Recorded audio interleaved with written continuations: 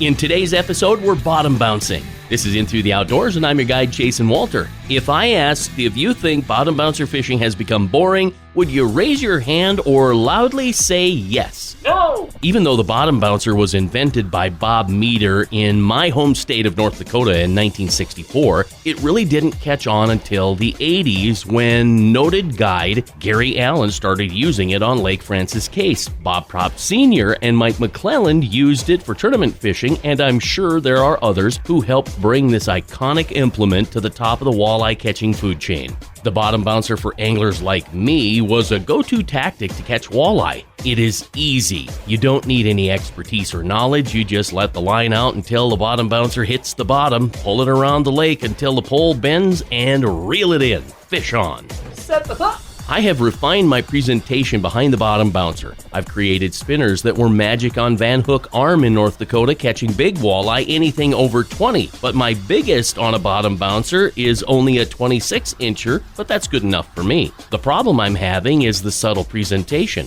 I started using it a few years ago. A few beads and a small propeller blade just don't get the job done anymore. Using live scope, I think I figured out why. Many say it's because walleye have seen that chartreuse spinner a million times and have become desensitized to it. That may be true, for there are two things I've learned from live sonar. There's a feeding bite and a reaction bite. Sorry for the cliffhanger, but I'll have more tomorrow. I'm Jason Walter, and that's In Through the Outdoors. I hope you get out there real soon. As for me, there's no doubt I'll be out chasing Walter with bottom bouncers, unfortunately. Be safe, and thanks for listening. If you like what you hear and you want to listen to more, you'll find tons of stuff on my website at jasonwalter.com, including Between Hook Sets, the Real Story podcast, every Wednesday night at 7 p.m. on Facebook, YouTube, and wherever you dabble in podcasts.